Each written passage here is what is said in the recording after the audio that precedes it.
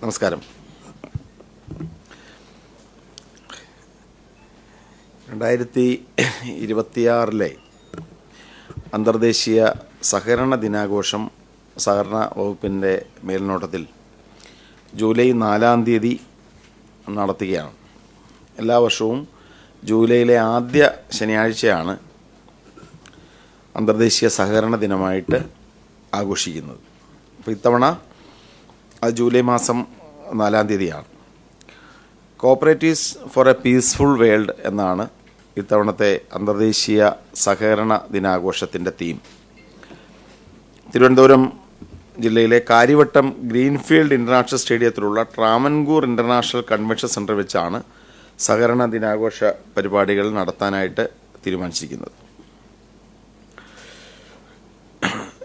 ഈ സമ്മേളനത്തിൽ വെച്ച് 2025 വർഷത്തെ വിവിധ വിഭാഗങ്ങൾ ഉൾപ്പെട്ട മികച്ച സഹകരണ സംഘങ്ങൾക്കുള്ള അവാർഡ് ദാനം നിർവഹിക്കുകയാണ്. ഇത്തവണ 2025 മികച്ച സഹകരണ സംഘങ്ങൾ 10 വിഭാഗത്തിൽപ്പെട്ട സംഘങ്ങൾക്കാണ് അവാർഡ് നൽകുന്നത്. ഈ സഹകരണ സ്ഥാപനങ്ങളിൽ അവാർഡിന് ക്ഷണിച്ചുകൊണ്ട് സഹകരണ വകുപ്പ് സഹകരണ സംഘം രജിസ്ട്രാർ അറിയിപ്പ് നൽകുകയും ഇതിനായിട്ടൊരു അവാർഡ് കമ്മിറ്റി കോൺസ്റ്റിറ്റ്യൂട്ട് ചെയ്യുകയും ചെയ്തിരുന്നു. ഇതിൽ 7 അംഗങ്ങളാണ് സഹകരണ അവാർഡിനുള്ള അവാർഡ് നിർണയ കമ്മിറ്റിയിലുള്ളത്.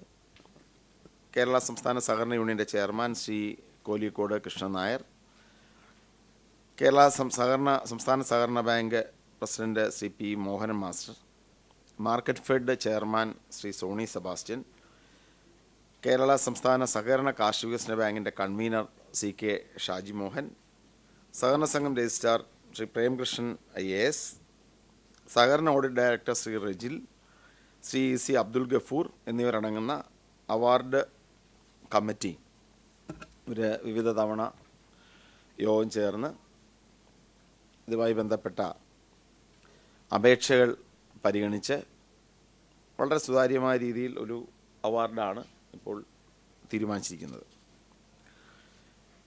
ഇവിടെ അവാർഡുകൾ ഇങ്ങനെയാണ്. ഏറ്റവും മികച്ച അർബൻ സഹകരണ ബാങ്കിനുള്ള അവാർഡ്, ആകെ ലഭിച്ച അപേക്ഷകൾ 8 എണ്ണമാണ്. 8 അപേക്ഷകൾ ലഭിച്ചു. അതിൽ ഏറ്റവും മികച്ച അർബൻ കോഓപ്പറേറ്റീവ് ബാങ്കായി പെരിന്തൽമണ്ണ അർബൻ കോഓപ്പറേറ്റീവ് ബാങ്ക് മലപ്പുറത്തെ ക്ലിപ്തം നമ്പർ 1758 മലപ്പുറം. രണ്ടാമത്തെ ഏറ്റവും മികച്ച സഹകരണ ബാങ്കായി കൊല്ലം കോഓപ്പറേറ്റീവ് അർബൻ ബാങ്ക് ക്ലിപ്തം നമ്പർ 960. മൂന്നാമത്തെ സ്ഥാനം people's urban cooperative bank Ernakulam. മികച്ച പ്രാഥമിക സഹകരണ കാർഷിക ഗ്രാമവികസന ബാങ്കുകളിൽ ആകെ 10 അപേക്ഷയാണ് ലഭിച്ചത്. ഈ 10 അപേക്ഷയിൽ നിന്നും കാസർഗോഡ് പ്രാഥമിക സഹകരണ കാർഷിക ഗ്രാമവികസന ബാങ്കിനാണ് 113, FF 113 ഒന്നാം സ്ഥാനം ലഭിച്ചത്. രണ്ടാം സ്ഥാനം കോഴിക്കോട് ജില്ലയിലെ Koyilandy cooperative agricultural and rural development ബാങ്കാണ്. മൂന്നാം സ്ഥാനത്ത് Changanassery taluk card bank limited number 1119 Kottayam ജില്ലയിലെ. അടുത്തത് പ്രാഥമിക കാർഷിക വായ്പാ സഹകരണ സംഘങ്ങളാണ്. ആകെ ലഭിച്ച അപേക്ഷകൾ 62. അതിൽ ഏറ്റവും മികച്ച ബാങ്കായി കോഴിക്കോട് ജില്ലയിലെ നന്മണ്ട കോഓപ്പറേറ്റീവ് റൂറൽ ബാങ്ക് ക്ലിപ്തം നമ്പർ 1238. രണ്ടാം സ്ഥാനം ഏറാമല SCB ക്ലിപ്തം നമ്പർ F1044. മൂന്നാം സ്ഥാനം മലപ്പുറത്തെ മാറാഞ്ചേരി SCB ക്ലിപ്തം നമ്പർ M28. നാലാമത് എംപ്ലോയീസ് സഹകരണ സംഘങ്ങളാണ്. ആകെ ലഭിച്ച അപേക്ഷകൾ 21. അതിലെ ഏറ്റവും മികച്ച സംഘം Thrissur district cooperative employees cooperative society limited number 325. രണ്ടാം സ്ഥാനം പത്തനംതിട്ട ജില്ലയിലെ Mallappally cooperative employees cooperative society limited number 35. മൂന്നാം സ്ഥാനം കോട്ടയത്തെ എയ്ഡഡ് പ്രൈമറി ടീച്ചേഴ്സ് സഹകരണ സംഘം ക്ലിപ്തം നമ്പർ 334. വനിതാ സഹകരണ സംഘങ്ങളിൽ ആകെ ലഭിച്ച അപേക്ഷകൾ 17.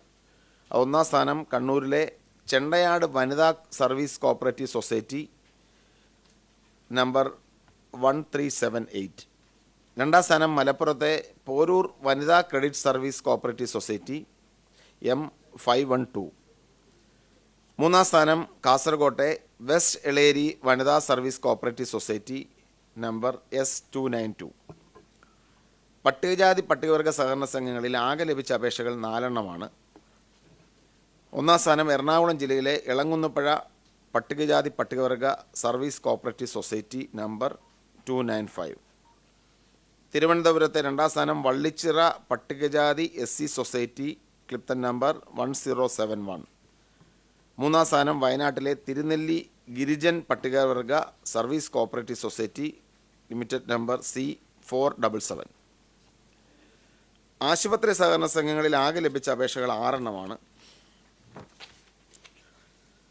ഇതിൽ ഒന്നാം സ്ഥാനം PMSA മെമ്മോറിയൽ മലപ്പുറം ജില്ലാ സഹകരണ ആശുപത്രി ലിമിറ്റഡ് നമ്പർ M352. രണ്ടാം സ്ഥാനം എറണാകുളം ജില്ലയിലെ കൊച്ചിൻ സഹകരണ ആശുപത്രി സംഘം ലിമിറ്റഡ് നമ്പർ 288. മൂന്നാം സ്ഥാനം കൊല്ലം ജില്ലയിലെ കൊല്ലം ജില്ലാ സഹകരണ ആശുപത്രി ലിമിറ്റഡ് നമ്പർ Q952. പലവക സഹകരണ സംഘങ്ങൾ മിസലേനിയസ് സംഘങ്ങളിൽ ആകെ ലഭിച്ച അപേക്ഷകൾ 30. അതിൽ ഒന്നാം സ്ഥാനം മൂളിയാർ അഗ്രികൾച്ചറിസ്റ്റ് വെൽഫെയർ സഹകരണ സംഘം ക്ലിപ്തൻ നമ്പർ S374, അത് കാസർഗോഡ് ജില്ലയാണ്. രണ്ടാം സ്ഥാനം വയനാട്ടിലെ മാനന്തവാടി സഹകരണ അർബൻ സംഘം ക്ലിപ്തൻ നമ്പർ W221. മൂന്നാം സ്ഥാനത്ത് മലപ്പുറത്തെ Perinthalmanna taluk employees and pensioners welfare സഹകരണ സംഘം ക്ലിപ്തൻ നമ്പർ M922. വിദ്യാഭ്യാസ സഹകരണ സംഘങ്ങളിൽ അപേക്ഷ ലഭിച്ചത് 3 ഒന്നാം സ്ഥാനത്ത് കണ്ണൂർ ജില്ലയിലെ Taliparamba educational cooperative society limited number C855. രണ്ടാം സ്ഥാനത്ത് കണ്ണൂർ ജില്ലയിലെ തന്നെ cooperative institute of educational paramedical and technology limited number C1740. മൂന്നാം സ്ഥാനത്ത് മലപ്പുറം ജില്ലയിലെ Tirur taluk cooperative education society limited number M315. Marketing സഹകരണ സംഘങ്ങളിൽ ആകെ ലഭിച്ച അപേക്ഷകൾ 3 ഒന്നാം സ്ഥാനത്ത് കൊല്ലം ജില്ലയിലെ Q1170 Kottarakkara taluk cashew growers processing and marketing സഹകരണ സംഘം. രണ്ടാം സ്ഥാനം കോഴിക്കോട് ജില്ലയിലെ the north Malabar district cooperative supply and marketing society limited number F1003. മൂന്നാം സ്ഥാനത്ത് കണ്ണൂർ ജില്ലയിലെ regional fruits and vegetable producers സഹകരണ മാർക്കറ്റിംഗ് സംഘം ക്ലിപ്തൻ നമ്പർ C816. സംസ്ഥാനത്തെ ഏറ്റവും മികച്ച സഹകാരിക്കുള്ള റോബർട്ട് ഓവൻ പുരസ്കാരം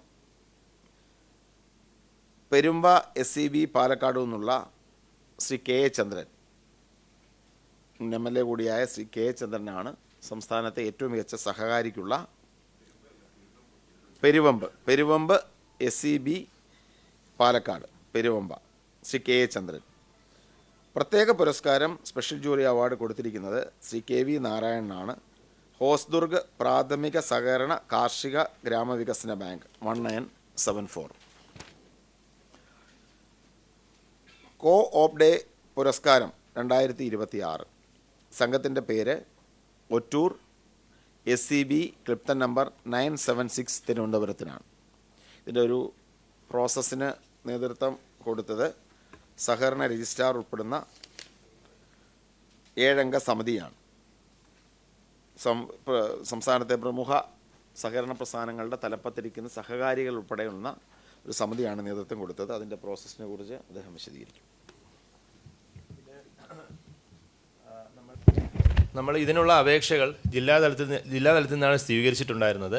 അപ്പോൾ ജില്ലാതലത്തിലേക്ക് നമ്മൾ ഇതിൻ്റെ ഒരു മാക്സിമം പബ്ലിസിറ്റി കൊടുക്കുകയും അതിനുശേഷം ജില്ലാതലത്തിൽ നിന്നുമുള്ള ഈ സഹകരണ സംഘങ്ങൾ, ഈ 10 കാറ്റഗറിയിൽപ്പെട്ട സഹകരണ സംഘങ്ങൾക്ക് നമ്മൾ അവരുടെ നിന്ന് അപേക്ഷകൾ പരിശോധിച്ച് അതിൽ നിന്നും ജോയിൻറ്റ് രജിസ്ട്രാർ അടങ്ങുന്ന ഒരു ടീം പരിശോധിച്ച ശേഷം അവർ ഷോർട്ട് ലിസ്റ്റ് ചെയ്ത് തന്നിരിക്കുന്ന ആളുകളെയാണ് നമ്മൾ ഈ ഒരു സംസ്ഥാന തലത്തിലേക്ക് പരിഗണിച്ചിട്ടുണ്ടായിരുന്നത്. അപ്പോൾ ഓരോ ജോയിൻറ്റ് രജിസ്ട്രാറും വളരെ വിശദമായിട്ട് അവരെന്തുകൊണ്ട് ഓരോ സംഘങ്ങളെയും പരിഗണിച്ചു എന്നുള്ളത് വളരെ വിശദമായിട്ടുള്ള റിപ്പോർട്ടുകൾ തന്ന ശേഷമാണ് നമുക്ക് ഈ പറഞ്ഞ ഏകദേശം മൊത്തം 165 അപേക്ഷകളാണ് മൊത്തം നമുക്ക് കിട്ടിയിട്ടുണ്ടായിരുന്നത്. അപ്പോൾ ഈ 10 കാറ്റഗറിയിലായിട്ട് അപ്പോൾ ഇതിനെല്ലാം നമ്മൾ പരിശോധിച്ച് ഓരോ ഈ അവാർഡ് കമ്മിറ്റിയുള്ള ഓരോ ആളുകൾക്കും ഈ ജോയിൻറ്റ് രജിസ്ട്രാർ തന്നിരിക്കുന്ന റിപ്പോർട്ട് അടക്കമുള്ള കാര്യങ്ങൾ പരിശോധനയ്ക്ക് കൊടുക്കുകയും ഒരു മീറ്റിംഗ് കൂടി അതിനകത്ത് ഇത്ര ആളുകളെയാണ് നമ്മൾ ഷോർട്ട് ലിസ്റ്റ് ചെയ്തിരിക്കുന്ന ജില്ലകളിൽ നിന്നും അതിനുശേഷം അതിൻ്റെ ഡീറ്റെയിൽ റിപ്പോർട്ടുകൾ കൊടുത്ത് കമ്മിറ്റി അംഗങ്ങൾ ഓരോന്നായിട്ട് പരിശോധിച്ച ശേഷം രണ്ടാമത് വീണ്ടും മീറ്റിംഗ് കൂടി കമ്മിറ്റി അംഗങ്ങളുടെ എല്ലാ അഭിപ്രായം എടുത്ത ശേഷമാണ് ഓരോ കാറ്റഗറിയിലുള്ള ആളുകൾക്കുള്ള അവാർഡുകൾ ഓരോ സംഘങ്ങൾക്കുള്ള അവാർഡുകൾ നമ്മൾ പ്രഖ്യാപിച്ചിട്ടുള്ളത്. ആ രീതിയിൽ വളരെ ഒരു ട്രാൻസ്പെറൻ്റ് ആയിട്ടുള്ള പ്രോസസ്സിലൂടെയാണ് നമ്മൾ ഇത്രയും ഈ ഒരു 10 കാറ്റഗറിയിലും പിന്നെ ഈ പറഞ്ഞ Robert Owen plus coop of day പുരസ്കാരവും നമ്മൾ എത്തിച്ചേർന്നതെന്ന് പറഞ്ഞു.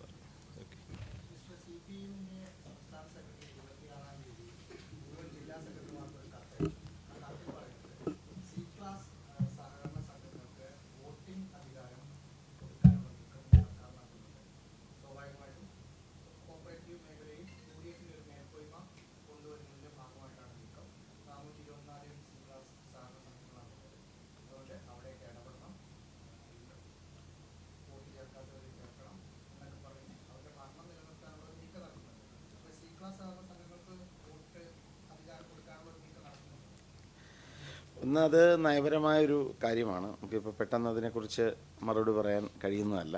സഹകരണ മേഖലയിൽ എടുക്കുന്ന ഓരോ തീരുമാനവും സുചിന്തിതമായിരിക്കും. കാരണം നമ്മുടെ സാമ്പത്തിക വ്യവസ്ഥയുടെ നട്ടെല്ലാണ് സഹകരണ പ്രസ്ഥാനങ്ങൾ. അപ്പോൾ അതുകൊണ്ട് അത്തരമൊരു നയത്തെക്കുറിച്ച് എനിക്ക് മുൻകൂറായിട്ട് ഇപ്പോൾ പറയാനായിട്ട് സാധ്യമല്ല.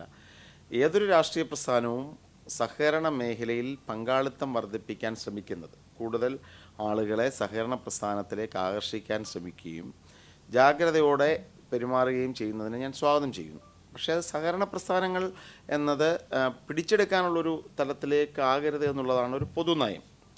മുൻകാലങ്ങളിലൊക്കെ തന്നെ അത്തരത്തിൽ അക്രമ പ്രവർത്തനങ്ങൾ നടത്തി സംഘർഷങ്ങൾ സൃഷ്ടിച്ച് സഹകരണ പ്രസ്ഥാനങ്ങൾ പിടിച്ചെടുത്തതുമായി ബന്ധപ്പെട്ട പരാതികൾ നിലവിലുണ്ട്. അപ്പം അതുകൊണ്ട് തന്നെ ഞാൻ സഹകരണ പ്രസ്ഥാനങ്ങളെ ശക്തിപ്പെടുത്താൻ വേണ്ടി നടത്തുന്ന, ഞാൻ എന്നതിനപ്പുറത്ത് നമ്മുടെ സർക്കാർ തന്നെ സഹകരണ പ്രസ്ഥാനങ്ങളെ ശക്തിപ്പെടുത്താനും കൂടുതൽ ആളുകളെ, യുവജനങ്ങളെയും സമൂഹത്തിലെ എല്ലാ തുറയിൽപ്പെട്ട ആളുകളെ സഹകരണ പ്രസ്ഥാനങ്ങളിലേക്ക് ആകർഷിക്കാനുള്ള നീക്കത്തെ സ്വാഗതം ചെയ്യുന്നു. പക്ഷേ അതൊരു സഹകരണ ജനാധിപത്യം ഉറപ്പുവരുത്തിക്കൊണ്ടുള്ള പ്രവർത്തനങ്ങളായിരിക്കണമെന്നുള്ളതാണ് ആ കാര്യത്തിലുള്ള നിലപാട്.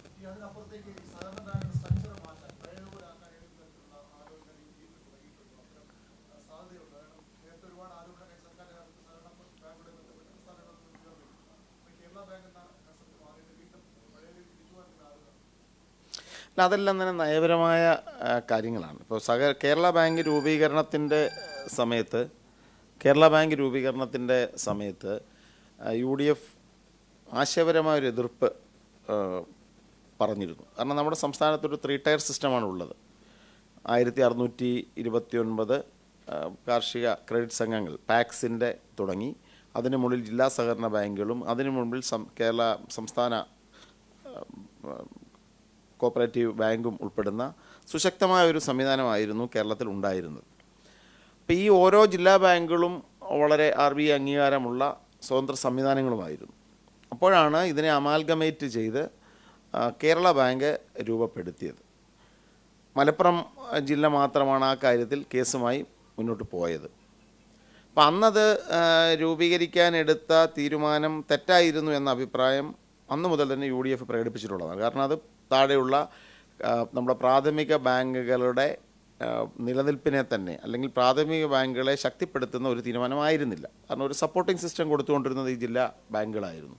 മാത്രമല്ല 2 ജില്ലാ ബാങ്കുകൾ ഒഴികെ ബാക്കിയെല്ലാം തന്നെ ലാഭത്തിലുമായിരുന്നു. അന്നങ്ങനെ ഒരു എതിർപ്പുണ്ടായെങ്കിലും കേരള ബാങ്ക് രൂപപ്പെട്ടു. കേരള ബാങ്ക് ഇപ്പോൾ നിലവിൽ ഒരു സംവിധാനമായി നിലനിൽക്കുന്നുണ്ട്. മലപ്പുറത്തെ സംബന്ധിക്കുന്ന കേസ് സുപ്രീം കോടതിയുടെ പരിഗണനയിലാണ്. എന്താണെങ്കിലും ഇപ്പോൾ നിലവിൽ നയപരമായി അതുമായി ബന്ധപ്പെട്ട തീരുമാനങ്ങൾ ഒന്നും തന്നെ എടുത്തിട്ടില്ല. UDFൻ്റെ നയം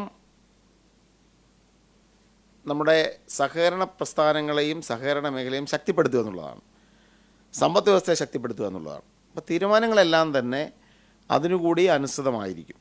അപ്പോൾ അതുകൊണ്ട് മുൻകൂറായിട്ടൊരു അഭിപ്രായം ഈ ഒരു അവസരത്തിൽ രേഖപ്പെടുത്തുന്നത് ഉചിതമല്ല. അല്ല, ഞാൻ പറഞ്ഞല്ലോ, അതുമായി ബന്ധപ്പെട്ട തീരുമാനങ്ങളൊന്നും തന്നെ ഇതുവരെ സ്വീകരിച്ചിട്ടില്ല. അതൊരു നയത്തിൻ്റെ കൂടി ഭാഗമായിട്ട് എടുക്കേണ്ട തീരുമാനം. ഒരു ദിവസം കൊണ്ട്, ഇപ്പോൾ ഈ ഗവൺമെൻറ് അധികാരത്തിൽ വന്നിട്ട് 1 മാസം കഴിഞ്ഞതേ ഉള്ളൂ. അതിനു മുമ്പ് തന്നെ പെട്ടെന്നൊരു തീരുമാനം എടുക്കുക അല്ലെങ്കിൽ തീരുമാനം പ്രഖ്യാപിക്കുക എന്നത് ശരിയായ കാര്യമല്ല. നിലവിൽ അത്തരം ഒരു തീരുമാനവും എടുത്തിട്ടില്ല.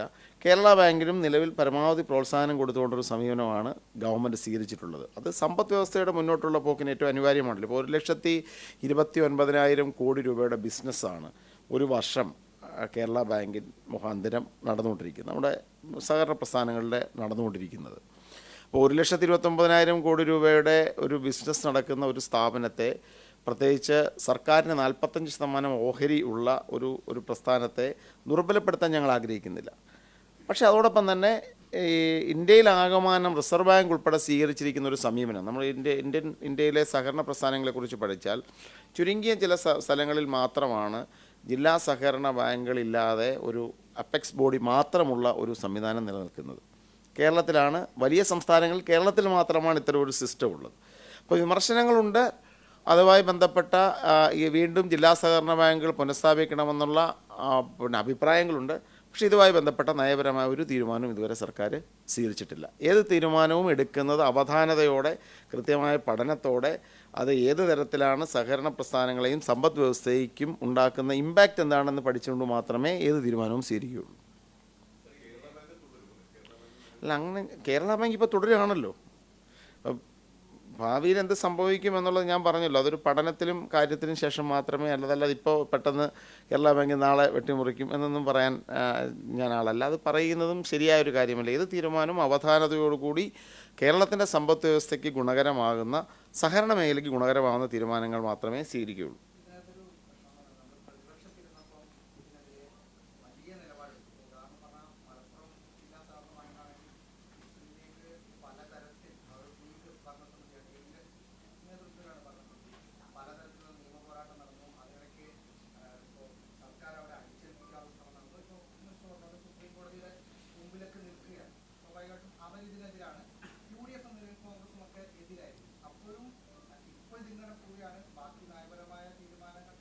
അല്ല, എന്ന് പറഞ്ഞാൽ യഥാർത്ഥത്തിൽ ഒരു സഹകരണ പ്രസ്ഥാനത്തെ, ഒരു ബാങ്കിനെ വിഭജിക്കുന്നത് കേക്ക് മുറിക്കുന്നതുകൊണ്ടല്ലല്ലോ. ഒരു ബർത്ത്ഡേ കേക്ക് മേടിച്ച് പെട്ടെന്നൊരു ദിവസം മുറിച്ച് മാറ്റുന്നതുകൊണ്ടാണോ ഒരു ഏറ്റവും പ്രധാനപ്പെട്ട ഒരു അപ്പെക്സ് ബോഡിയെ ഡിവൈഡ് ചെയ്യുക? അതിന് ഒത്തിരി നിയമപരമായ കാര്യങ്ങളുണ്ട്. അതോടൊപ്പം തന്നെ പിന്നെ നയപരമായി അത് സ്വീകരിക്കുമ്പോൾ സമ്പദ് വ്യവസ്ഥയ്ക്കുണ്ടാകുന്ന പ്രത്യാഘാതങ്ങളെക്കുറിച്ച് തീരുമാനിക്കണം. ഞാൻ ആ ഒരു കാര്യം റൂൾ ഔട്ട് ചെയ്തുകൊണ്ടല്ലല്ലോ പറഞ്ഞത്. റൂൾ ഔട്ട് ചെയ്യുന്നില്ല എന്നതിൻ്റെ അർത്ഥം നാളെ ചെയ്യുമെന്നല്ല. അതെല്ലാം തന്നെ ഏത് തീരുമാനത്തെക്കുറിച്ചും വളരെ അവധാനതയോടുകൂടി മാത്രമേ, കൃത്യമായി പഠിച്ചും അതുണ്ടാക്കുന്ന കാര്യങ്ങളെക്കുറിച്ച്, പ്രത്യാഘാതങ്ങളെക്കുറിച്ച് മനസ്സിലാക്കിക്കൊണ്ട് മാത്രമേ ഇത്തരം തീരുമാനങ്ങൾ സ്വീകരിക്കാൻ സാധ്യമേ.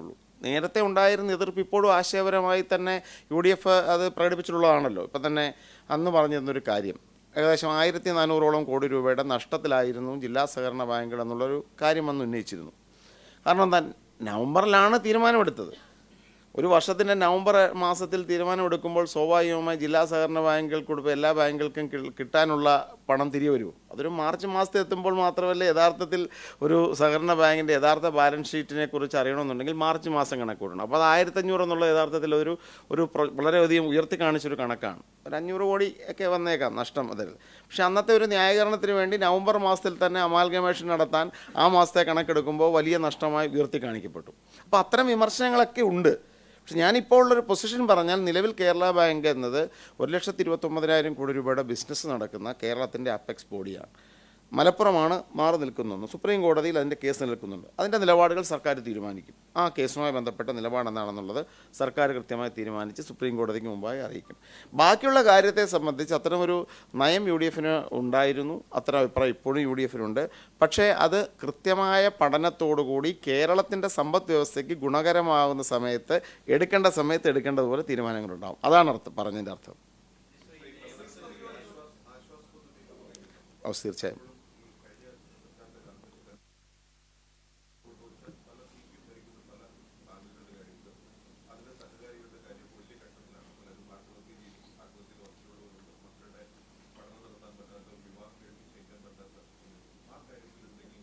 തീർച്ചയായും നമ്മൾ സഹകരണ മേഖലയിൽ ഈ സർക്കാരിൻ്റെ നയം സഹകരണ മേഖലയെ ശക്തിപ്പെടുത്തുക, ജനങ്ങൾക്ക് ഉപകാരപ്രദമായ നടപടികൾ സ്വീകരിക്കുക എന്നുള്ളതാണ്. അപ്പോൾ അതിനകത്ത് നിക്ഷേപകരുണ്ട്, വായ്പ എടുത്തവരുണ്ട്, സഹകരണ പ്രസ്ഥാനങ്ങൾക്ക് നേതൃത്വം കൊടുക്കുന്ന സഹകാരികളുണ്ട്. അപ്പോൾ നമ്മളത് ഗവൺമെൻറ് ആദ്യ തീരുമാനം വായ്പ എടുത്തവർക്കൊരു ആശ്വാസം പകരുക എന്നുള്ളതായിരുന്നു. ഇപ്പോൾ ഞാൻ മന്ത്രിയായ ആദ്യ ദിവസങ്ങളിൽ ഇപ്പോഴും വരുന്നു, 100 കണക്കിന് ആളുകളാണ് മന്ത്രി ഓഫീസിലേക്ക് വന്നുകൊണ്ടിരിക്കുന്നതിൻ്റെ കാര്യം ഒന്ന് കേരള ബാങ്കിൽ നിന്ന് വായ്പ എടുത്ത് അതിൻ്റെ ജപ്തി, മറ്റ് സംഘടനകളിൽ നിന്ന് അതിൻ്റെ ജപ്തി നടപടികൾ. അപ്പോൾ നമ്മൾ ആദ്യം എടുത്ത ഒരു വളരെ വിശദമായ ഒരു ചർച്ചയ്ക്ക് ശേഷം എടുത്തൊരു തീരുമാനം, ആശ്വാസ് 26 എന്നൊരു പദ്ധതി പ്രഖ്യാപിച്ചു. 3 മാസത്തേക്ക് ഓഗസ്റ്റ് 31 വരെ നീണ്ടു നിൽക്കുന്ന വൺ ടൈം സെറ്റിൽമെൻറ്റ്. അതിന് 2 പ്രയോജനങ്ങളുണ്ട്. ഒന്ന് എന്നത് സഹകരണ സംഘങ്ങളെ സംബന്ധിച്ച് അവരുടെ കുടിശ്ശികയായി കിടക്കുന്ന, കിട്ടാക്കടമായി നിൽക്കുന്നത് പിരിച്ചെടുക്കാൻ കിട്ടുന്ന ഒരു അവസരം. അതേസമയത്ത് തന്നെ ജനത്തിന് വിൽപ്പന, ലേലം ചെയ്യുന്നതും ജപ്തി ചെയ്യുന്നതൊക്കെ നിർത്തലാക്കി 3 മാസക്കാലത്തിനുള്ളിൽ അവരുടെ വായ്പ അവസാനിക്കാൻ കിട്ടുന്നൊരവസരം. ഈ 2 കാര്യങ്ങൾ അതിനകത്ത് പിന്നിലുണ്ട്. ഇത് പ്രഖ്യാപിച്ച് നടപ്പിലാക്കി. പക്ഷേ എനിക്ക് ആദ്യഘട്ടത്തിൽ ഇത് മനസ്സിലായ ഒരു കാര്യം എന്ന് പറഞ്ഞു കഴിഞ്ഞാൽ, ഇത് ജനത്തിനോട് വേണ്ടത്ര രീതിയിൽ പല സഹകരണ സംഘങ്ങളും അതിൻ്റെ ഒരു മെസ്സേജ് കൊടുക്കുന്നില്ല എന്ന് തുടക്കത്തിൽ എനിക്ക് ഇമ്പ്രഷൻ ഉണ്ടായി. കാരണം നമ്മളിപ്പോൾ ഒരു അപേക്ഷ, ഒരു ബാങ്കിൽ ചെന്ന് വൺ ഡേ സെറ്റിൽമെൻറ്റ് അപേക്ഷ കൊടുത്തു. എന്താ ചെയ്യേണ്ടത്? അപേക്ഷ സ്വീകരിക്കണം, അതിൻ്റെ റെസിപ്റ്റ് നൽകണം. എന്നിട്ട് പ്രാഥമികമായ ബാങ്ക് തല സമിതി കൂടി ഈ ആശ്വാസ് പദ്ധതി പ്രകാരം എത്ര രൂപ കൊടുക്കാൻ സാധിക്കുമെന്ന്, അല്ലെങ്കിൽ പിഴപ്പലിശ ഒഴിവാക്കി പലിശ എത്ര ശതമാനം കൊടുക്കാൻ സാധിക്കുമെന്ന് മനസ്സിലാക്കി ഒരു കൃത്യമായ ഒരു അവാർഡ് തയ്യാറാക്കി അവർക്ക് കൊടുക്കണം. എന്നിട്ട് പറയണം, ഇതാണ് ഞങ്ങൾക്ക് തരാൻ പറ്റാവുന്ന പരമാവധി കാര്യങ്ങൾ. ഇത് നിങ്ങൾക്ക് ഇതിന്മേൽ അഭിപ്രായ വ്യത്യാസം ഉണ്ടെന്നുണ്ടെങ്കിൽ നിങ്ങൾ ഉയർന്ന കമ്മിറ്റികൾ, JR-നെയും അതിന് മുകളിൽ സംസ്ഥാന സമിതിയുണ്ട്, സമീപിക്കണം. ഇതൊരു മാന്യമായ സമീപനമാണ് നമ്മൾ പ്രതീക്ഷിക്കുന്നത്. അങ്ങനെയാണ് ജനത്തിനോട് സംസാരിക്കേണ്ടതും. പക്ഷേ പല സംഘങ്ങളും അങ്ങനെ ചെയ്യാതെ ഒരു ആളുകൾക്ക് ഒരു അപേക്ഷ അയക്കുന്ന തുണ്ട് പേപ്പറിൽ ഇത്രേ പറ്റൂ, ആ ഒരു സമീപനം വന്നു കഴിഞ്ഞപ്പോൾ നിയമസഭയിൽ ഞാൻ അതിനെതിരെ കാര്യങ്ങൾ പറഞ്ഞു. ഞങ്ങൾ അതിനുശേഷം രജിസ്ട്രാർ തന്നെ 14 ജില്ലാ ജോയിൻറ്റ് രജിസ്ട്രാർമാരെയും ആളുകളെയും വിളിച്ചിരുത്തി നമ്മളൊരു സന്ദേശം കൊടുത്തു. ഈ 3 മാസക്കാലം ഇത് സംഘങ്ങൾക്ക് പ്രയോജനപ്രദവുമാണ്, കുടിശ്ശിക ഇല്ല, വർഷങ്ങളായി കിട്ടാക്കടമായി കിടക്കുന്നത് തിരിച്ചു കിട്ടാൻ ഒരു അവസരമാണ്, ജനത്തിനും ആശ്വാസമാണ്. അത് കേരള ബാങ്കുമായി സംസാരിച്ച് കേരള ബാങ്കിൻ്റെ പ്രത്യേകമായ റെസൊല്യൂഷൻ രജിസ്ട്രാറിന് നൽകി ഓഗസ്റ്റ് 31 വരെ കേരള ബാങ്കിനും അത് ബാധകമാക്കി. കാർഷിക വികസന ബാങ്കുമായി സംസാരിച്ച് അവരുടെ റെസൊല്യൂഷൻ വാങ്ങി അവർക്കും ബാധകമാക്കി. അപ്പം നിലവിൽ സംസ്ഥാനത്തെ എല്ലാ സഹകരണ സംഘങ്ങൾ സഹകരണ ആക്റ്റിലെ സെക്ഷൻ 2 പ്രകാരം രജിസ്ട്രാറിൻ്റെ പരിധിയിൽ വരുന്ന എല്ലാ സംഘങ്ങൾക്കും ബാധകമാക്കിയോടെ ഈ 3 മാസത്തിനിടയിൽ വായ്പ, അത് ചിലതൊക്കെ 50% വരെ വായ്പ ഇളവ് വരുന്നു, അത് മാറാരോഗമൊക്കെ ബാധിക്കുന്നവർക്ക് 65% വരെ വായ്പ ഇളവ്, ഈ പലിശ ഇളവ് കിട്ടുന്നതാണ്. പിഴപ്പലിശ പൂർണ്ണമായി ഒഴിവാക്കപ്പെടുന്നതാണ്. അതിൻ്റെ ഒരു പ്രോസസ്സ് നടന്നുകൊണ്ടിരിക്കുകയാണ്. അപ്പോൾ അത് തീർച്ചയായിട്ടും സംഘങ്ങൾക്കും പ്രയോജനപ്പെടും, ലോൺ എടുത്തിരിക്കുന്നവർക്കും വലിയ തോതിൽ പ്രയോജനപ്പെടുന്ന ഒന്നാണ്. എനിക്ക് എല്ലാ സ്ഥലങ്ങളിലും ഇപ്പോൾ നല്ല പോസിറ്റീവ് റിസൾട്ടാണ് ഞങ്ങൾക്ക് ലഭിച്ചുകൊണ്ടിരിക്കുന്നത്. 2, ഡിപ്പോസിറ്റേഴ്സിനെ സംബന്ധിച്ച് വളരെ ഗുരുതരമായൊരു പ്രതിസന്ധി ഉണ്ട് എന്നത് സത്യമാണ്. അപ്പം നമ്മൾ അതിനുവേണ്ടി ഞങ്ങളൊരു കണക്കെടുത്തു. സംസ്ഥാനത്ത് സർചാർജ് ഏർപ്പെടുത്തപ്പെട്ടിരിക്കുന്ന സംഘങ്ങളുടെ കണക്ക് നിലവിൽ എടുത്തു. കൂടാതെ 65 എൻക്വയറിയും മറ്റിത്തരം പ്രതിസന്ധിയുള്ള സംഘങ്ങളുടെ കണക്കും ശേഖരിച്ചുകൊണ്ടിരിക്കുക. അപ്പോൾ അതിൻ്റെ ഒരു അസസ്മെൻറ്റ് സർക്കാരും സഹകരണ രജിസ്ട്രാറും കോപ്പറേറ്റീവ് സെക്രട്ടറി ഉൾപ്പെടെ ഞങ്ങൾ തുടർച്ചയായി ആലോചിച്ചുകൊണ്ടിരിക്കുകയാണ്. അപ്പം നമ്മളതിൽ മനസ്സിലായ ഒരു കാര്യം, ഒന്ന്, ഡിപ്പോസിറ്റേഴ്സിനെ സഹായിക്കണം. ഡിപ്പോസിറ്റിനെ ഏതൊക്കെ തരത്തിൽ സഹായിക്കാൻ സാധിക്കും? അപ്പോൾ അതിൽ ഒന്ന് നമ്മുടെ മുമ്പിലുള്ളൊരു സ്കീമെന്ന് പറഞ്ഞാൽ ഡിപ്പോസിറ്റേഴ്സ് ഗ്യാരണ്ടീസ് ഫണ്ടുണ്ട്.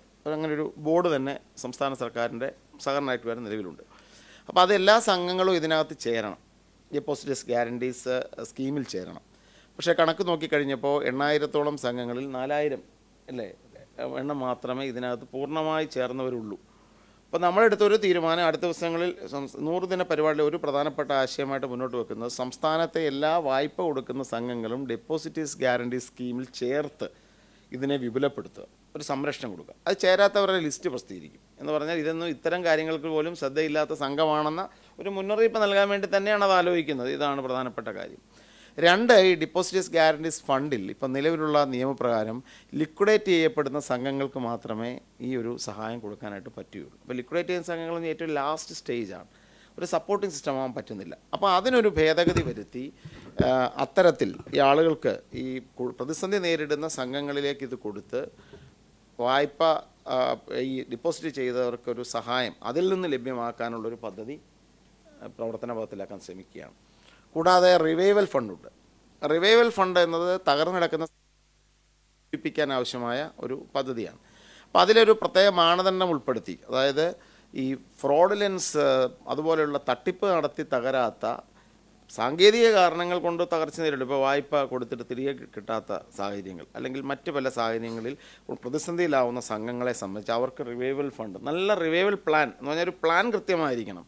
ഇങ്ങനൊരു പദ്ധതി സമർപ്പിച്ച് നമ്മുടെ ഒരു റിവ്യൂവൽ ഫണ്ട് നൽകിയാൽ ആ പണം ഫലപ്രദമായി ഉപയോഗിക്കപ്പെടുമെന്നും അതുവഴി സംഘങ്ങളെ പുനരുജ്ജീവിപ്പിച്ച് ഡിപ്പോസിറ്റ് പണം കിട്ടുന്ന തരത്തിലേക്ക് കൊടുക്കാൻ സാധിക്കുമെന്ന തരത്തിലുള്ള കാര്യങ്ങൾ ഇപ്പോൾ നിലവിൽ ചർച്ചയിലാണ്. കൂടാതെ സർക്കാർ മറ്റ് മാർഗ്ഗങ്ങളും ആലോചിക്കുന്നുണ്ട്. ഇപ്പോൾ മുഖ്യമന്ത്രിയുടെ ഇന്നത്തെ യോഗമുണ്ട്. അതിനുശേഷം ഞങ്ങൾ ഗൗരവതരമായി ആലോചിച്ച് സംസ്ഥാനത്ത് നിക്ഷേപം നഷ്ടപ്പെട്ട ആളുകളിൽ നിന്ന്, അതോടെ ഈ തട്ടിപ്പ് നടത്തിയ സ്ഥലങ്ങളുണ്ട്, തട്ടിപ്പ് നടത്തിയ സ്ഥലങ്ങളിൽ സർചാർജ് വളരെ ശക്തമായിട്ട് പിരിച്ചെടുക്കേണ്ട ആവശ്യമുണ്ട്. കാരണം ഈ തട്ടിപ്പ് നടത്തിയ ആളുകളിൽ നിന്നും അത് ഈടാക്കാൻ ആവശ്യമായ നടപടി ശക്തമായി സ്വീകരിക്കുക, മറ്റ് മാർഗ്ഗങ്ങൾ ആലോചിക്കുക. കൂടാതെ മറ്റ് അസിസ്റ്റൻസ് ഏതൊക്കെ തരത്തിൽ ലഭിക്കാമെന്നതിനെക്കുറിച്ചുമുള്ള കൂടിയാലോചനകളും നടന്നു വരികയാണ്. നിക്ഷേപകരുടെ പണം സംരക്ഷിക്കാനുള്ള ഉത്തരവാദിത്വം ഈ ഗവൺമെൻറ്റുണ്ട്. അത് തീർച്ചയായിട്ടും തിരികെ നൽകാനാവശ്യമായ നടപടികൾ സ്വീകരിക്കും. മറ്റ് ജനോപകാരപ്രദമായ കാര്യങ്ങളും ഇപ്പോൾ റിസ്ക് ഫണ്ട്, ഇപ്പോൾ ഒരാൾക്കൊരു ഗുരുതരമായ ഒരു അസുഖം ബാധിച്ചു, ലോൺ എടുത്ത ഒരാളാണ്, അല്ലെങ്കിൽ കുടുംബം ലോൺ എടുത്തു, അദ്ദേഹത്തിൻ്റെ ഒരു അസുഖം വന്നു, മാരകമായ ഒരു അസുഖം വന്നു, മരിച്ചുപോയി. അപ്പോൾ 3 ലക്ഷം രൂപ വരെ സഹായം റിസ്ക് ഫണ്ടിൽ നിന്നും ലഭിക്കാവുന്നതാണ്, ഡെവലപ്മെൻറ്റ് ബോർഡിൻ്റെ റിസ്ക് ഫണ്ട് സ്കീം പ്രകാരം. പക്ഷേ ഇപ്പം നിലവിൽ അപേക്ഷിച്ച ഒരു പ്രശ്നം എന്ന് പറഞ്ഞാൽ എന്താണ്, 6 മാസം വരെ കുടിശ്ശിക ഉണ്ടാവരുത്. 6 മാസം ഇപ്പോൾ ക്യാൻസർ ബാധിച്ച് ട്രീറ്റ്മെൻറ്റിലായിരിക്കുന്ന കുടുംബത്തിന് ഈ കുടിശ്ശിക തീർക്കാൻ പറ്റുമോ? അപ്പോൾ എന്ത് സംഭവിക്കുന്നു, നിരവധി അർഹതയുള്ള ആളുകൾക്ക് ഈ സഹായം നിഷേധിക്കപ്പെടുകയാണ്. നമ്മളപ്പോൾ അതിൽ ലഘൂകരിച്ചുകൊണ്ട് ഇത്തരം മാരക രോഗങ്ങൾ ബാധിക്കുന്നവർക്കോ അല്ലെങ്കിൽ അത്തരത്തിൽ കാര്യങ്ങൾ വരുന്നവർക്കോ കുടിശ്ശിക ഉണ്ടെങ്കിലും ലഭിക്കാൻ ആവശ്യമായ ഭേദഗതികളെക്കുറിച്ചുള്ള നിർമ്മാണവും നടന്നു വരികയാണ്. അപ്പോൾ ജനങ്ങളെ പരമാവധി സഹായിക്കുക. കൂടാതെ ഇപ്പോൾ സംഘങ്ങളെ എങ്ങനെ ശക്തിപ്പെടുത്താം, ഇത്തരത്തിൽ ഡിപ്പോസിറ്റർക്കും വായ്പക്കാർക്കും സഹായിക്കുന്നതോടൊപ്പം തന്നെ സംഘങ്ങളെ ശക്തിപ്പെടുത്താൻ ആവശ്യമായ കാര്യങ്ങൾ എന്താണ്, അതിനെക്കുറിച്ചുള്ള പ്രവർത്തന പദ്ധതികളും ആവിഷ്കരിച്ചു വരികയാണ്. അപ്പോൾ സമഗ്രമായി സഹകരണ മേഖലയെ ശക്തിപ്പെടുത്തി ദീർഘകാലാടിസ്ഥാനത്തിൽ നമ്മുടെ ഏറ്റവും വലിയ നട്ടലായിരിക്കുന്ന സമ്പദ് വ്യവസ്ഥയുടെ നട്ടലായ സഹകരണ മേഖലയെ ശക്തിപ്പെടുത്തി മുന്നോട്ട് പോകുക എന്നുള്ളതാണ് സർക്കാരിൻ്റെ നയം, സർക്കാരിൻ്റെ ലക്ഷ്യം.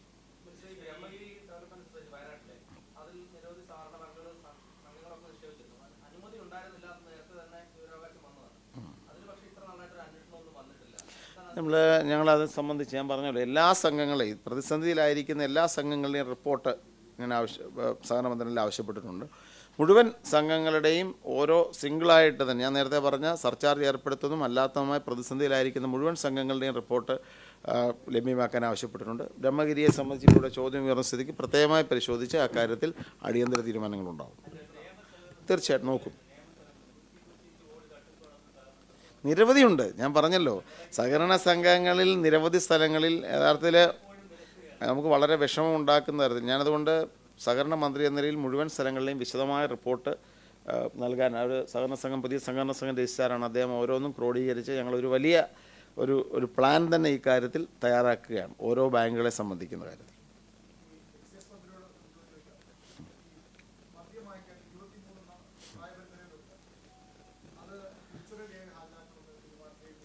അതൊരു നിലവിൽ 23 വയസ്സ് കേരളത്തിൻ്റെ അബ്കാരി ആക്ട് 15C പ്രകാരം 23 വയസ്സുള്ള ആൾക്ക് മാത്രമേ മദ്യം വാങ്ങാൻ കഴിയുള്ളൂ. അപ്പോൾ അതുമായി ബന്ധപ്പെട്ട് ഉള്ള നിർദ്ദേശങ്ങൾ സർക്കാരിന് മുമ്പിലുണ്ട്. അത് സംബന്ധിച്ച് തീരുമാനം ഉണ്ടാകും.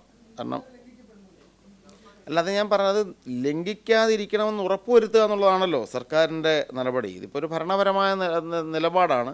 നമ്മുടെ നിയമം 23 വയസ്സാണ് അനുശാസിക്കുന്നതെങ്കിൽ ആ നിയമം എന്ത് ചെയ്യപ്പെടേണ്ടതുണ്ട്, പാലിക്കപ്പെടേണ്ടതുണ്ട്. അതിനാവശ്യമായ നടപടി സ്വീകരിക്കുക എന്നത് സഹകരണ എക്സൈസ് വകുപ്പിൻ്റെ അല്ലെങ്കിൽ സംസ്ഥാന സർക്കാരിൻ്റെ ഉത്തരവാദിത്തമാണ്. ഞങ്ങൾ അതിനുള്ളൊരു പ്രോസസ്സിലാണ്, തീരുമാനങ്ങളുണ്ടോ.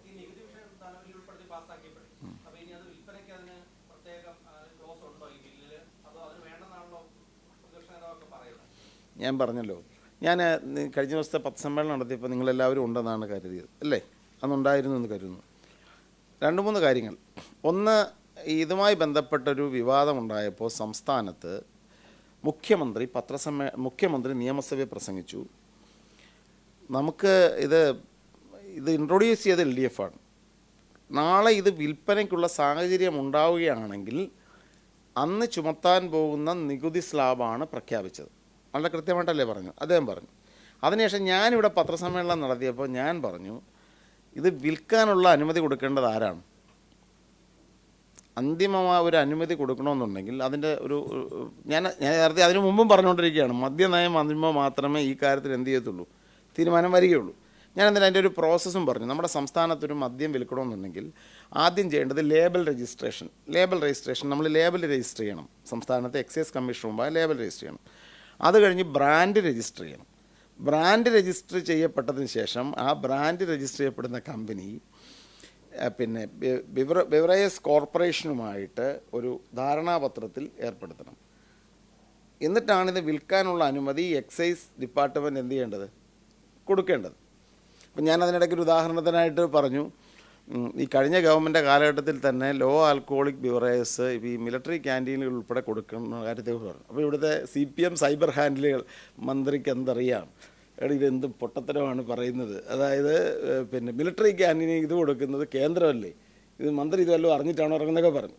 യഥാർത്ഥത്തിൽ ഇവിടെ മിലിറ്ററി ക്യാൻറ്റീനുകൾ ഉൾപ്പെടെ എവിടെയാണെങ്കിലും ലൈസൻസ് നൽകേണ്ട ഉത്തരവാദിത്വം ആരാണെന്നറിയാമോ? സംസ്ഥാന എക്സൈസ് വകുപ്പാണ്. അപ്പോൾ ലേബൽ രജിസ്റ്റർ ചെയ്ത് ബ്രാൻഡ് രജിസ്റ്റർ ചെയ്ത് MOU ഉൾപ്പെടെ വന്ന് പെർമിറ്റ്, ഇവിടെയാണ് 2 പെർമിറ്റ് കൊടുക്കണം. ഈ 2 പെർമിറ്റ് കൊടുത്തെങ്കിൽ മാത്രമേ എന്ത് ചെയ്യാൻ പറ്റുകയുള്ളൂ? മദ്യം ഇവിടെ വിൽക്കാനായിട്ട് സാധ്യമാവുകയുള്ളൂ. അപ്പം ഞങ്ങൾ അന്നേ പറഞ്ഞു, ഈ ഒരു തീരുമാനം വരുന്നതിന് മുൻപ് വന്നു കഴിഞ്ഞാൽ അത് നിരസിക്കപ്പെടാനുള്ള തീരുമാനം നമ്മൾ സ്വീകരിക്കേണ്ടി വരും. മുഖ്യമന്ത്രി കഴിഞ്ഞ ദിവസം അത് വീണ്ടും പറഞ്ഞു. മുഖ്യമന്ത്രി പറഞ്ഞു ഇത് മാത്രമാണ്, നയപരമായ തീരുമാനം മാത്രമാണ്, അത് കഴിഞ്ഞാലും അപ്പം വിൽക്കണമെന്നുണ്ടെങ്കിൽ എക്സൈസ് വകുപ്പ് അനുമതി കൊടുക്കണം. അത് വരണമെങ്കിൽ എന്ത് തീരുമാനിക്കണം? മദ്യനയം നിലവിൽ വരണം എന്ന് പറഞ്ഞു. അത് കൂടാതെ അതിനെ സബ്സ്റ്റാൻഷിയേറ്റ് ചെയ്യാൻ വേണ്ടി ഇത്തവണ ഫിനാൻസ് ബില്ല്, നിങ്ങൾ ആ ഫിനാൻസ് ബില്ല് വായിച്ച് നോക്കിയാൽ മനസ്സിലാവുമെന്ന് കരുതിക്കുന്നു, അതിനകത്തൊരു കണ്ടീഷൻ വെച്ചിട്ടുണ്ട്. അതായത് പേരൻറ്റ് ബില്ല് നിലവിൽ വരണമെന്നുണ്ടെങ്കിൽ നോട്ടിഫിക്കേഷൻ വരുന്നതിന് ശേഷം മാത്രമേ ഈ പേരൻറ്റ് ബില്ല് നിലവിൽ വരും. പേരൻറ്റ് ബില്ലിലെ ക്ലോസ് 3 and 5 നിലവിൽ വരണമെന്നുണ്ടെങ്കിൽ നോട്ടിഫിക്കേഷൻ വരണമെന്നൊരു ക്ലോസ് ആഡ് ചെയ്യപ്പെട്ടിട്ടുണ്ട്. എന്ന് പറഞ്ഞാൽ സാധാരണഗതിയിൽ ഒരു ഫിനാൻസ് ബില്ല്, സാധാരണ ഏത് ബില്ലാണെങ്കിലും ഒരു ബില്ല് അവതരിപ്പിച്ച് കഴിഞ്ഞ് പാസ്സാക്കിയാൽ the day it comes to force എന്നുള്ളതാണ്. പക്ഷേ നമുക്കൊരു ക്ലോസ് ഉൾപ്പെടുത്താൻ സാധിക്കും. അതായത് ചില കേസുകളിൽ the parent bill delegates the power, അതായത് parent bill delegates the power to notification. If the parent bill delegates the power to notification വന്നതിന് ശേഷം മാത്രമേ എന്ത് നിലവിൽ വരത്തുള്ളൂ? ഫിനാൻസ് ബില്ല് നിലവിൽ വരത്തുള്ളൂ. അപ്പം നിലവിൽ ഇപ്പോൾ പാസ്സാക്കിയേക്കുന്ന സ്ഥിതി പ്രകാരം ഫിനാൻസ് ബില്ലിലെ ഈ ക്ലോസുകൾ നിലവിൽ വരണമെന്നുണ്ടെങ്കിൽ സംസ്ഥാന സർക്കാരിൻ്റെ എന്ത് നിലവിൽ വരണം? നോട്ടിഫിക്കേഷൻ നിലവിൽ വരണം. നോട്ടിഫിക്കേഷൻ നിലവിൽ വരണമെന്നുണ്ടെങ്കിൽ നമുക്ക് അബ്കാരി നയം പാസ്സാക്കിയിട്ട് നോട്ടിഫിക്കേഷൻ ഇറക്കിയാൽ പോരെ? ഞാൻ പറയട്ടെ, അബ്കാരി നയത്തിൽ വിൽക്കാനാണ് എന്ന് തീരുമാനിക്കുന്നതെങ്കിൽ അതനുസരിച്ച് വരും. വിൽക്കണ്ടെന്നാണെങ്കിൽ തീരുമാനം വരും. ഇപ്പം മുൻകൂട്ടായിട്ട് പറയാൻ പറ്റുമോ? അബ്കാരി നയവുമായിട്ട് ബന്ധപ്പെട്ട ചർച്ചകൾ ഉള്ള ഇനിഷ്യേഷൻ ഗവൺമെൻറ് ആരംഭിച്ചു കഴിഞ്ഞു. അതിൻ്റെ അടുത്ത ദിവസങ്ങളിൽ തന്നെ അതുമായി ബന്ധപ്പെട്ട ചർച്ചകൾ ആരംഭിക്കും. എന്ന് പറഞ്ഞാൽ നമ്മൾ അന്ന് പറഞ്ഞ നിലപാട് ഇപ്പോൾ പലർക്കും ചിലർക്കൊക്കെ തോന്നും, ഇപ്പോൾ എക്സൈസ് മുഖ്യമന്ത്രി അന്ന് പറഞ്ഞു, പിന്നെ എക്സൈസ് മന്ത്രി ഇങ്ങനെ പറയുന്നു, അല്ലെ, ഇതൊക്കെ ഞങ്ങളെല്ലാം സംസാരിച്ച കൃത്യമായ ധാരണകളോട് തന്നെയാണ്. മുഖ്യമന്ത്രി പറഞ്ഞു ഇതൊരു സ്ലാബാണ്, ഞാൻ പറഞ്ഞു ഇത് വിൽക്കണമെന്നുണ്ടെങ്കിൽ അനുമതി എക്സൈസ് വകുപ്പിൽ നിന്ന് കിട്ടണമെന്ന് പറഞ്ഞു. അതിനുശേഷം ഇപ്പോൾ എടുത്ത തീരുമാനങ്ങൾ എന്താണ്? ഫിനാൻസ് ബില്ല് വന്നു, പക്ഷേ അത് ഉണ്ടാവണമെന്നുണ്ടെങ്കിൽ എന്ത് വരണം? നോട്ടിഫിക്കേഷൻ വരണം. നോട്ടിഫിക്കേഷൻ വരുന്നതിന് മുമ്പ് എന്ത് വരണം? മദ്യനയം വരണം. അതിൻ്റെ പ്രവർത്തനങ്ങൾ ആരംഭിച്ചിട്ടുണ്ട്. അപ്പോൾ വളരെ കൃത്യമായി UDFൻ്റെ പൊസിഷനിൽ ഇതുവരെ യാതൊരു വിധത്തിലുള്ള പ്രശ്നവുമില്ല. പറഞ്ഞതൊക്കെ കൃത്യമാണ്. ഇത് പറഞ്ഞത് അറിയാമേത്ത പലർക്കും പലതും ചിന്തിക്കാം.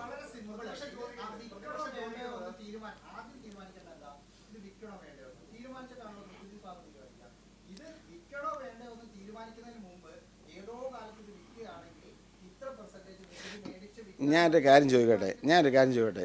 ഈ ബജറ്റ് എന്ന് പറഞ്ഞാൽ എന്താ? ഈ ബജറ്റ് എന്ന് പറഞ്ഞൊരു പദം തന്നെ നിങ്ങൾക്ക് എവിടെയും കാണി. ബജറ്റ് എന്ന് പറഞ്ഞാൽ ഇറ്റ്സ് എ ഫിനാൻഷ്യൽ സ്റ്റേറ്റ്മെൻ്റ് ആണ്. അപ്പോൾ ഒരു സർക്കാർ അധികാരത്തിലെത്തി, സർക്കാരിന് ഏതൊക്കെ തരത്തിൽ വരുമാനം ലഭിക്കും എന്ന് പറയുന്ന ഓരോ സോഴ്സസിനെ കുറിച്ചും മെൻഷൻ ചെയ്യേണ്ട ഉത്തരവാദിത്വമല്ലേ ബജറ്റിനുള്ളത്. ബജറ്റിന് ശേഷം നികുതി നിർദ്ദേശം കൊണ്ടുവരും. ഞാനൊരു വളരെ അക്കാഡമിക്കായ ഒരു ചോദ്യം ചോദിക്കാം. ബജറ്റിൽ നികുതി നിർദ്ദേശം വരുന്നതാണോ ശരി? ബജറ്റിന് ശേഷം ഇടക്കാലത്ത് നികുതി നിർദ്ദേശം വരുന്നതാണോ ശരി? ബജറ്റിൽ നികുതി നിർദ്ദേശം വന്നു, അത് ഉണ്ടാവണമെന്നുണ്ടെങ്കിൽ അത് പോളിസി വരണം. പോളിസി വരണതിനെക്കുറിച്ച് മുഖ്യമന്ത്രി വളരെ കൃത്യമായി ഫിനാൻസ് ബില്ലിൽ പറഞ്ഞു. ഞങ്ങൾ ഈ നിർദ്ദേശം അവതരിപ്പിച്ചിട്ടുണ്ടെങ്കിലും ഇതിൻ്റെ നോട്ടിഫിക്കേഷൻ വരുമ്പോൾ മാത്രമാണ് ഇത് നിലവിൽ വരുന്നത്. അതുമായി ബന്ധപ്പെട്ട് നോട്ടിഫിക്കേഷൻ ഇതിന് തീരുമാനം ഉണ്ടാവണമെന്നുണ്ടെങ്കിൽ ഞങ്ങളുടെ നയം നിലവിൽ വരണം. നയത്തിന് ബജറ്റ് മാറ്റിവെക്കാൻ പറ്റുമോ?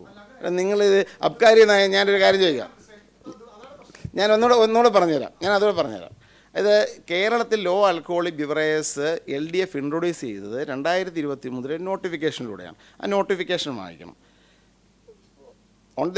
On the basis of 2022 abkari policy we are introducing this എന്ന് പറഞ്ഞുകൊണ്ടാണ് ആ കാര്യം വന്നത്. എന്ന് പറഞ്ഞാൽ അബ്കാരി റൂൾസിലെ സെക്ഷൻ 3A ഇൻട്രൊഡ്യൂസ് ചെയ്തത് അബ്കാരി പോളിസിക്ക് അനുസരിച്ചാണെന്ന് പറഞ്ഞുകൊണ്ടാണ് ചെയ്തത്. ഹോർട്ടി ലിക്വർ ഇൻട്രൊഡ്യൂസ് ചെയ്തതും അബ്കാരി പോളിസിക്ക് അനുസരിച്ചാണ്.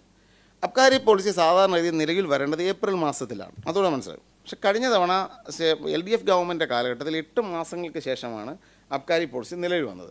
ഈ ഗവൺമെൻറ് അധികാരത്തിൽ വന്നതെന്നാണ് മെയ് മാസം 18-ാം തീയതിയാണ് ഈ ഗവൺമെൻറ് അധികാരത്തിൽ വന്നത്. അപ്പോൾ ഏപ്രിൽ മാസത്തിലെ അബ്കാരി പോളിസി ഈ ഗവൺമെൻറ് ഉണ്ടാക്കാൻ പറ്റുമോ? ഞങ്ങൾ ഈ ഗവൺമെൻറ് അധികാരത്തിൽ വന്നു, ഞങ്ങൾ ഈ മാസം എന്ത് ചെയ്തു? അബ്കാരി പോളിസിക്കുള്ള ചർച്ചകൾ ആരംഭിക്കുന്നു. അബ്കാരി പോളിസി നിലവിൽ വരും. അബ്കാരി പോളിസി നിലവിൽ വന്നതിന് ശേഷം എന്ത് സംഭവിക്കും? ഇത് വിൽക്കണോ വേണ്ടയോ എന്നുള്ള ഒഫീഷ്യലായ തീരുമാനം നിലവിൽ. അപ്പം നമുക്കിവിടെ ഒരു നികുതി സ്ലാബ് ഉണ്ടാവും. മനസ്സിലായോ? വിൽക്കണമെങ്കിൽ നികുതി സ്ലാബ് ഉണ്ട്, വിൽക്കുന്നില്ലെങ്കിൽ നിലവിലില്ല. അതല്ലേ പറഞ്ഞിട്ടുള്ളൂ. അത് ഞാൻ പറഞ്ഞ മനസ്സിലായോ? ഞാൻ ചോദിച്ച അബ്കാരി പോളിസി നിലവിൽ വരണ്ടേ? എന്താ ഇതിങ്ങനെയൊക്കെ സംസാരിക്കുന്നത്? അബ്കാരി പോളിസി ഒരു പോളിസി അനുസരിച്ചിട്ടാണ് നിയമനിർമ്മാണം നടക്കേണ്ടത്. അല്ല, അതിപ്പോൾ അങ്ങനെയല്ലേ പറഞ്ഞത്? മുഖ്യമന്ത്രി വളരെ കൃത്യമായി പറഞ്ഞില്ലേ? അല്ല, സ്ലാബ് എന്തുകൊണ്ട് പ്രഖ്യാപിച്ചു? ബജറ്റ് മാറ്റി വെക്കാൻ പറ്റുമോ? റിവേഴ്സ്ഡ് ബജറ്റ് ഈ ജൂൺ മാസത്തിലല്ലാതെ എങ്കിൽ പിന്നെ ഒരു കാര്യം ചെയ്തേക്കാം, ഞങ്ങൾക്ക് മുൻകൂറായിട്ട് റിവേഴ്സ്ഡ് ബജറ്റ് അവതരിപ്പിക്കാമെന്ന് പറയാൻ പറ്റുമോ? അതല്ലെന്നുണ്ടെങ്കിൽ ഇനി ഒരു ഡിസംബറിൽ ഞങ്ങൾ അബ്കാരി പോളിസി എന്തായാലും ഇനിയിപ്പോൾ മെയ് മാസത്തിലോ അല്ലെങ്കിൽ ജൂലൈ ആഗസ്റ്റിലേ വരത്തുള്ളൂ. അപ്പം അങ്ങനെ ഒരു കാര്യം ചെയ്തേക്കാം, റിവേഴ്സ്ഡ് ബജറ്റ് അത് കഴിഞ്ഞിട്ട് ചെയ്യാം എന്ന് പറയാൻ പറ്റുമോ? റിവേഴ്സ്ഡ് ബജറ്റ് അവതരിപ്പിക്കാൻ പറ്റാവുന്ന ഒരേ ഒരു മാസം എന്ന് പറയുന്നത് ജൂൺ മാസമാണ്. ആ ഫിനാൻഷ്യൽ സ്റ്റേറ്റ്മെൻറ്റിൽ എവിടെ നിന്നൊക്കെയാണ് നികുതി വരാൻ പറ്റുന്നതിനെക്കുറിച്ച് ധനകാര്യമന്ത്രി പരാമർശിച്ചു. പക്ഷെ അതൊരു പോളിസിയിലേക്ക് കടന്നപ്പോൾ വളരെ കൃത്യമായി അദ്ദേഹം ഫിനാൻസ് ബില്ല് സൂചിപ്പിച്ചു, ഈ പോളിസി ഈ ബില്ല് നിലവിൽ വരണമെന്നുണ്ടെങ്കിൽ ഞങ്ങൾ ഇറക്കുന്ന നോട്ടിഫിക്കേഷൻ്റെ അടിസ്ഥാനത്തിലാണ്. നോട്ടിഫിക്കേഷൻ എന്ന് വരണം, എന്ത് ചെയ്യണം? അത് അബ്കാരി പോളിസി വരണം. അബ്കാരി പോളിസിക്ക് ആവശ്യമായ പ്രോസസ്സ് ആരംഭിച്ചു. അബ്കാരി പോളിസി നിലവിൽ വന്നു കഴിയുമ്പോൾ നോട്ടിഫിക്കേഷനെ സംബന്ധിക്കുന്ന കാര്യങ്ങൾ തീരുമാനമുണ്ടാവും. വിൽക്കണോ വേണ്ടയോ എന്ന് അപ്പം തീരുമാനിക്കും. വിൽക്കണമെന്നാണെങ്കിൽ സ്ലാബ് ഉണ്ട്, വിൽക്കുന്നില്ലെങ്കിൽ ഇതില്ല. പ്രശ്നം കഴിഞ്ഞില്ലേ? എന്താണ് പ്രശ്നം? ഞങ്ങളാണോ ഇതിനകത്ത് കുഴപ്പമുണ്ടാക്കിയത്? ഇത് ജനങ്ങൾക്ക് ഞാനൊരു കാര്യം പറയുന്നത് മനസ്സിലാക്കണം ആരോട്. ഇത് വളരെ ഇത് നമ്മളിതിൻ്റെ സാങ്കേതികത്തെ ഞാനിവിടെ വിശദീകരിച്ചു എന്നതിൻ്റെ അർത്ഥം ഞാൻ ദേഹമാണെന്നല്ല, സന്ദേശം സിനിമയിലെ ശങ്കരാടിയായി സംസാരിക്കുകയാണെന്ന് കരുതരുത്. ഞാനതിൻ്റെ ടെക്നിക്കൽ ഞാൻ പറഞ്ഞ മനസ്സിലായി. ഞാനിതിലൊരു ആശയപരമായ വിശദീകരണം അല്ല ഞാൻ പറഞ്ഞു. ഞാൻ നിയമപരമായ വിശദീകരണമാണ്, കൃത്യമായ പൊസിഷനാണ് പറഞ്ഞത്. ഞങ്ങൾ പറഞ്ഞ ഒന്നിൽ നിന്ന് ഒരു ഇഞ്ച് പോലും പിന്മാറില്ല. മുഖ്യമന്ത്രി അന്ന് ആദ്യം അദ്ദേഹത്തിൻ്റെ നയം പ്രഖ്യാപിച്ചു, ഒരു ഫിനാൻഷ്യൽ സ്റ്റേറ്റ്മെൻറ്റിൽ പറഞ്ഞു. പക്ഷേ എന്നിട്ട് കൃത്യമായിട്ട് പറഞ്ഞു, ഞങ്ങൾ UDF ചർച്ച ചെയ്ത് നയം വന്നതിന് ശേഷം വരുത്തുള്ളൂ പറഞ്ഞു. അപ്പോൾ എന്ത് സംഭവിച്ചു? ഇവിടെ ആളുകൾ പത്രസമ്മേളനം നടത്തിയിട്ട് പറഞ്ഞു, ഇത് വെറുതെയാണ്, ഇത് ഒരു ഫിനാൻസ് ബില്ല് വന്നു കഴിഞ്ഞാൽ ഓട്ടോമാറ്റിക്കായിട്ട് വരാൻ പോവാണ്, പിന്നെ ഈ പറയുന്നതെല്ലാം കള്ളമല്ലേ എന്ന് പറഞ്ഞു. അല്ല, അത് ഞാൻ പറഞ്ഞു, അത് ആശങ്ക പ്രകടിപ്പിക്കണമല്ലോ. ആശങ്ക പ്രകടിപ്പിക്കുന്നത് എന്താണ് തെറ്റ്? ഇപ്പം ഞങ്ങളുടെ പാർട്ടി എന്ന് പറഞ്ഞു കഴിഞ്ഞാൽ CPM-നെ പോലാണോ? CPM എന്നതിനെ പറഞ്ഞ പിണറായി വിജയൻ പറഞ്ഞാൽ ഞാൻ അദ്ദേഹത്തെ ആക്ഷേപിക്കുന്നതല്ല കേട്ടോ. അദ്ദേഹം പറയുന്നതിനപ്പുറത്ത് മറ്റൊന്നും നിലവിലില്ല എന്ന് കരുതുന്ന ഒരു പാർട്ടിയല്ല ഞങ്ങളുടേത്. ഞങ്ങളുടെ പാർട്ടിയിൽ ഏകഛത്രപതികളില്ല. ഞങ്ങളുടെ പാർട്ടിയിൽ അങ്ങനെ ഏകാധിപത്യമോ ഏകാഛത്രപതികളോ ഇല്ല. അതൊരിക്കലും നെഹ്റുവിൻ്റെ കാലഘട്ടത്തിൽ ഞാൻ ഓർക്കുന്നു, എനിക്കൊക്കെ വളരെ പ്രചോദനം നൽകിയിരിക്കുന്ന ഒരു സംഭവങ്ങളുണ്ടായിട്ടുണ്ട്. പണ്ട് എവിടെയോ ഞാൻ AICC ഇതിനകത്ത് വായിച്ചതാണ്. പിന്നെ നെഹ്റു ഒരു AICC സമ്മേളനത്തിൽ സംസാരിച്ചുകൊണ്ടിരുന്നപ്പോഴത്തേക്ക് പറഞ്ഞു, ദന്തഗോപുരവാസികളാകരുത്, നേതാക്കന്മാർ ദന്തഗോപുരവാസികളാകരുത്. അപ്പോൾ വൺ ഓഫ് ദ ഡെലിഗേറ്റ്സ് ഇങ്ങനെ വായിച്ചത്, ആരാണെന്ന് ഇപ്പോൾ പേര് ഞാൻ മറന്നുപോയി, വാട്ട് അബൌട്ട് ആനന്ദഭവൻ ഒരു ചോദ്യം ചോദിച്ചായിട്ടാണ് പറയുന്നത്. എന്ന് പറഞ്ഞാൽ ദന്തഗോപുരവാസികളാകരുത്, ആഡംബര ജീവികളാകരുത് എന്ന് അന്നത്തെ ഏറ്റവും ടവറിങ് ലീഡറായ ജവഹർലാൽ നെഹ്റു പ്രസംഗിച്ചപ്പോൾ എഴുന്നേറ്റ് നിന്നുകൊണ്ട് ഒരു സർദാർജി ചോദിച്ചെന്നാണ് പറയുന്നത്, വാട്ട് അബൌട്ട് ആനന്ദഭവൻ. ആനന്ദഭവൻ എന്ന് പറഞ്ഞപ്പോഴത്തേക്ക് നെഹ്റു പിന്നെ ആനന്ദഭവൻ അതെന്ത് ചെയ്തു, പാർട്ടിക്ക് വിട്ടുകൊടുത്തിട്ട് അദ്ദേഹം ചെറിയ വീട്ടിലേക്ക് താമസം മാറിയെന്ന് വായിച്ചിട്ടാണ് ഞങ്ങളൊക്കെ ഈ പാർട്ടിയിലേക്ക് വന്നത്. ഈ മഹാത്മാഗാന്ധിയുടെ അഖിലേന്ത്യാ കോൺഗ്രസ് കമ്മിറ്റി പ്രസിഡന്റ് സ്ഥാനാർത്ഥിക്കെതിരെ ഇവിടെ പട്ടാഭി സീതാരാമയ്യക്കെതിരെ സുഭാഷ് ചന്ദ്രബോസ് AICC പ്രസിഡന്റ് സ്ഥാനത്തേക്ക് മത്സരിച്ച് ആ പ്രസിഡന്റ് സ്ഥാനാർത്ഥിയെ മത്സരിച്ച് AICC പ്രസിഡൻ്റായ ചരിത്രമാണ് ഞങ്ങൾക്ക് പ്രചോദനമായിട്ടുള്ളത്. അപ്പോൾ ഏകഛത്രപതികൾ ഇതിനകത്തില്ല. അപ്പോൾ അതുകൊണ്ട് തന്നെ അഭിപ്രായങ്ങൾ ഉയർന്നു വരുന്നതിൽ എന്താണ് തെറ്റ്? അഭിപ്രായങ്ങൾ വരും. അതാണ് കോൺഗ്രസിൻ്റെ സൗന്ദര്യം. അതാണ് ബഹുമാനായ മുഖ്യമന്ത്രി ഉൾപ്പെടെ എല്ലാവരും ആ ഒരു സ്പിരിറ്റിലാണ്. അതുകൊണ്ടാണ് വളരെ കൃത്യമായി ഇതിനെക്കുറിച്ച് പറഞ്ഞത്. നിങ്ങളതിനെ വേറെ വ്യാഖ്യാനിക്കണ്ട. അല്ല, ഞാൻ അങ്ങനെയല്ല പറഞ്ഞത്. ഇതാണ് ഇതിൻ്റെ പാരമ്പര്യവും. നമ്മളെല്ലാം അങ്ങനെ തന്നെ ഉദ്ദേശിച്ചത്. ഞങ്ങളെല്ലാം അങ്ങനെ ഏകചിത്രത്തിൽ ഇത് നടക്കില്ലല്ലോ.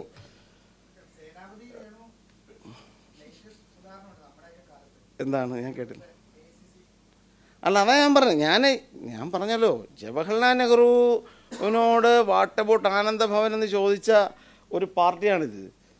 മഹാത്മാഗാന്ധിയുടെ AICC പ്രസിഡന്റ് സ്ഥാനാർത്ഥിക്കെതിരെ AICC പ്രസിഡന്റ് സ്ഥാനത്തേക്ക് മത്സരിച്ച് അദ്ദേഹത്തെ പരാജയപ്പെടുത്തി AICC പ്രസിഡന്റ് ആക്കിയ ഒരു പ്രസ്ഥാനം പിന്നെ ഞങ്ങളുടെ പാർട്ടി അപ്പോൾ പിന്നെ എസ് ബോസ് കൾച്ചർ അല്ലല്ലോ ഞങ്ങൾക്കുള്ളത്. അതുകൊണ്ട് അതാ പറഞ്ഞത്.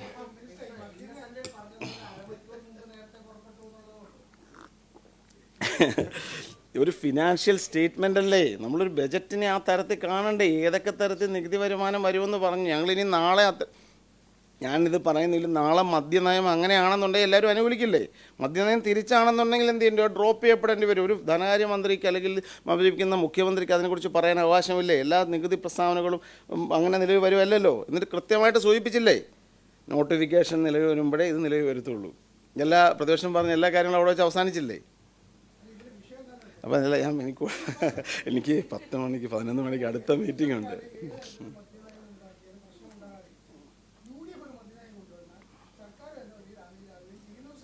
അല്ല, അങ്ങനെയൊന്നുമില്ല. ഞാൻ പറഞ്ഞല്ലോ, LDFൻ്റെ മദ്യനയം ഉൾപ്പെടെയുള്ള കാര്യങ്ങളാണല്ലോ അവരെ ഈ സ്ഥിതിയിലും UDFൻ്റെ 102 സീറ്റിലും എത്തിച്ചത്. അപ്പോൾ അത് മനസ്സിലായോ? നമ്മൾ ഒരു നിശബ്ദത എന്നാൽ പിന്നെ നിശബ്ദത പാലിച്ചത് കൊണ്ടാണ് അന്നത്തെ ആ പാർട്ടിയിലുള്ള ആൾ നിശബ്ദത പാലിച്ചുകൊണ്ടാണ് എന്ത് സംഭവിച്ചത്, പ്രശ്നത്തിലെത്തിയത്. അപ്പം കോൺഗ്രസ് അത്തരം ഒരു സംഭവമേ അല്ല. ഇതൊരു ജനാധിപത്യ പ്ലാറ്റ്ഫോമല്ലേ. എല്ലാ അഭിപ്രായങ്ങളും ഉയർന്നു വരികയും സംവാദങ്ങൾ, ഏറ്റവും മനോഹരമായ സംവാദങ്ങൾ ഉണ്ടാവുകയും ഏറ്റവും ശരിയായ തീരുമാനത്തിലേക്ക്, കൂട്ടായ തീരുമാനത്തിലേക്ക് എത്തുകയും ചെയ്തുള്ളതാണ്. ഇപ്പോൾ ഒരു കൂട്ടായ തീരുമാനം വന്നു എന്ന് കരുതുക. We will agree with decent. മനസ്സിലായോ? നമ്മളൊരു കൂട്ടായ തീരുമാനത്തിലേക്ക് എത്തിയാൽ ഞങ്ങളെല്ലാവരും അതിനുവേണ്ടി ശ്രമിക്കും. പക്ഷെ അതിനു മുമ്പ് ഇവിടെ എല്ലാവരും അങ്ങനെ ഒരു സംഭവമേ ഇതിനകത്തില്ല. ഞാൻ നേരത്തെ പറഞ്ഞതാണ് ഈ പാർട്ടിയുടെ പാരമ്പര്യം.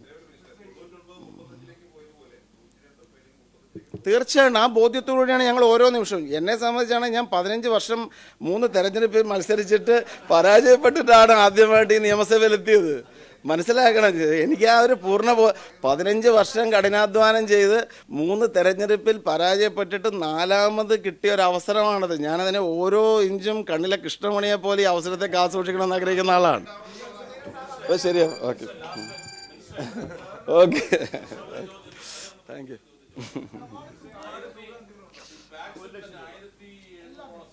1629 നിലവിൽ.